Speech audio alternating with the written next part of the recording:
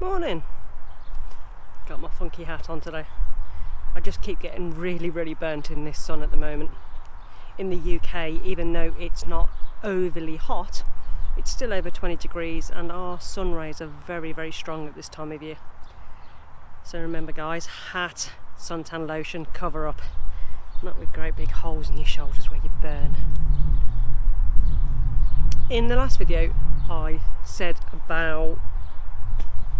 said about my poor car Roby that had been stripped by pigeons. I'm going to try and get a net on it today. Now, I really have a dislike for all this netting that's around on the allotment. Unfortunately though, if you want to grow anything in the UK and not use chemicals and strong stuff like that, you're going to have to net to protect some of your crops. Now, we have not much of an issue with slugs on our no-dig beds. On other parts, yes. But on this side, the pigeons actually found my Carl Roby.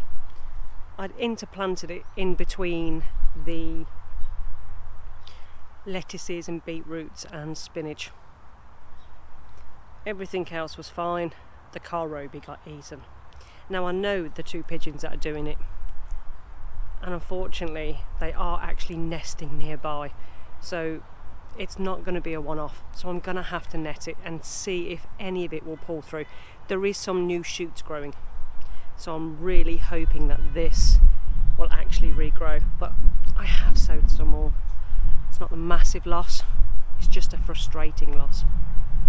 Now, I didn't want to cover the whole area up, so I think I'm just going to have enough just to dangle and clip some nettings over the two sets of hoops and see if this does anything, because I'm not actually netting against any other predators apart from the pigeons.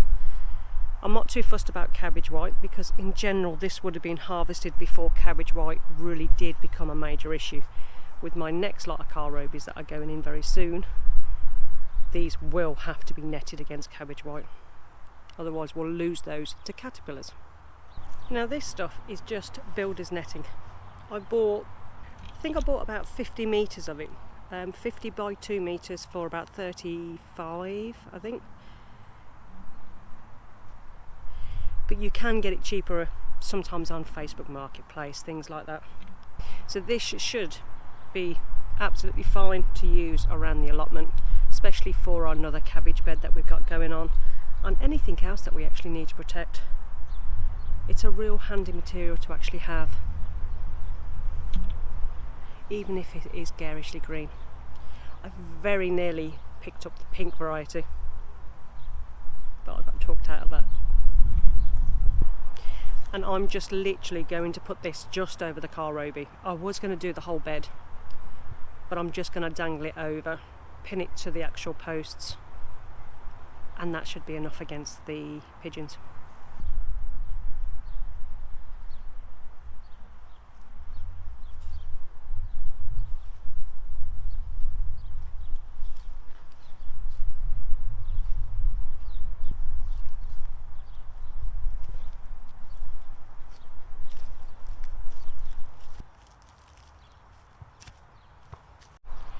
That should just keep it protected for now. It's not pretty, it's not overly strong, but it's not designed to be. It's just literally to keep those pigeons out. Now I do need to do a little bit more sowing, but there's a couple of issues at the moment. Obviously you're aware of what's happened with the potato bed, and I'll show you that in a minute, exactly the way that it's actually grown on that bed, which is pretty weird. So there's a few things that it actually could be. Now it could simply be where they rotted in the water because it was just so incredibly wet. It could be because there was actually something in that soil that's done some damage. I don't think it's the seed potatoes themselves. They were chitted, they weren't too long when they were put in.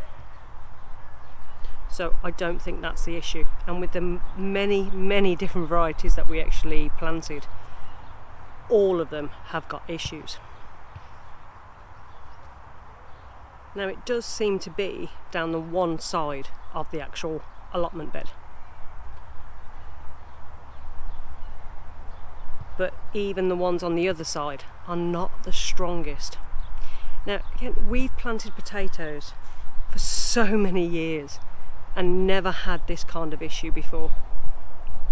But it's fine.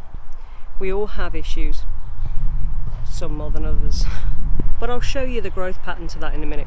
But first off, I need to get some sowings done. Now I do a lot of pickles and things like that. Now on the last video you saw how many gherkin plants I'd actually planted. That's a lot of gherkins. But I actually love pickled gherkin. Now one of the herbs that I use in that is dill. Dill's fantastic in pickles. So I need to get my dill on the go. Unfortunately, all I've got is the compost to sow in that I've been sowing before, where it's been really hit and miss with what's actually germinated. Again, it's been a funny old year with germination. Again, in all my years of gardening, never had quite this amount of issues. So we're just going to quickly sow some fennel while I remember. No, I'm going to sow some dill while I remember.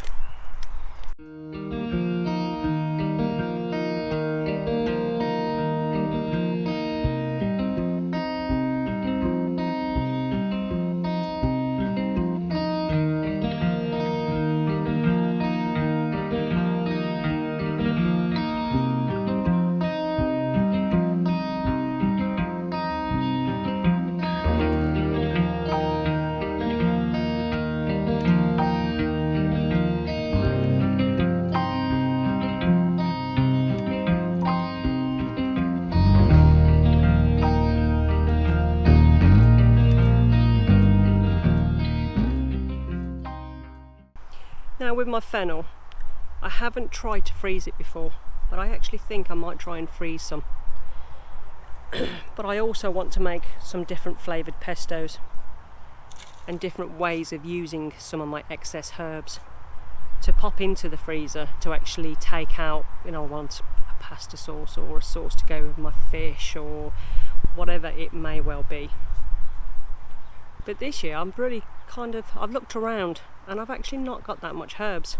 Now I've got some sage because we lost that through the winter. I've got my thyme, which survived all the winter. Mint, I've got mint here and at home in the garden. And I've got a rosemary bush at home as well, which I've actually took some cuttings in, and if they do succeed, I'll bring them down and I'll plant some down here in pots. Obviously we've grown basil and we've grown parsley and coriander, but there's a few other herbs that I want to actually get. I forgot to pick up some lemon balm seeds and some other little bits and pieces, so I may have to go hunting for some of the extra herbs. I'd like to actually create a proper area with really good drainage for all my herbs, but I think for the next year or two they'll have to just go into pots. Now you can roughly see our potatoes.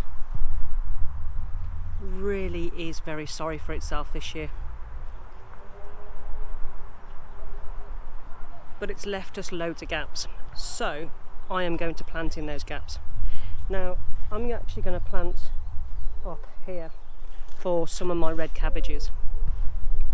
I've got some old trampoline posts still, and I'm going to use those to be able to net up the area to protect them from pigeons and any butterflies and things like that. But I'm a little bit worried about this soil.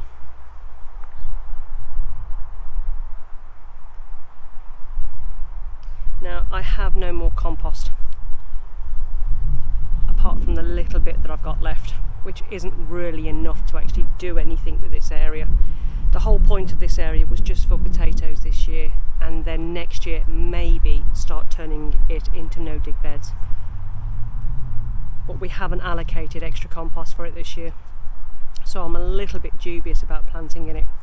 So what I think I might do, in each planting hole that I'm going to create, I'll put a handful of some compost that I've actually got. This hopefully will have a little bit of extra nutrients in it. Now we'll get some fertiliser as well for it, some probably fish bone, things like that. If I could get to the coast anytime soon, I'd get some seaweed. But again, that's just looking slim for a little holiday this year.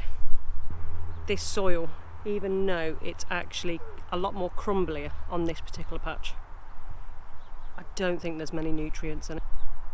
But we'll give it a go. What I may do, my very late cabbages that I'll be growing, so my cabbages that are going to go through the full winter and into spring next year, they're actually going to go into the onion bed. Now I've already got frames in my onion bed that I can put a net over, not an issue whatsoever. And once those onions are harvested, my savoys and those kind of cabbages will be ready to actually go into that bed. Because I won't be sowing those cabbages until about mid-June, maybe even beginning of July, because I think we'll have plenty of cabbages for the most of this year. So I know that's where they're going, but it's my red drums and my red calibos. Now I've only got one empty bed at the moment, and that's my pulse sprouting broccoli bed, and it won't be long before they're actually going in because they've already started to grow quite well.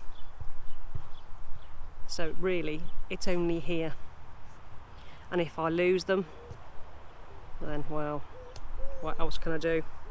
We just know for next year that nothing's actually going to grow in this particular side, and we're going to have to change how we're growing it. What a busy week. Fast approaching June. We've got off to an okay start. Yes, we've had some losses, but we've had some reasonable success as well. I think the important thing is when you are gardening or allotmenteering or growing your own food, in whatever way that you're doing it, expect some losses and enjoy the wins, because it really can be hit and miss each growing year. Reasonably happy so far. It could always be a lot worse. If you're finding these videos of any use whatsoever, or are just enjoying the content, why don't you like and subscribe? This will help you keep up to date with any new videos that we'll be putting out. And at the moment it could be anything from 2 a week to 10 a week, who knows. It all depends what's going on down the plot. Liking and subbing is just a really easy, free way to keep up to date to what we're getting up to.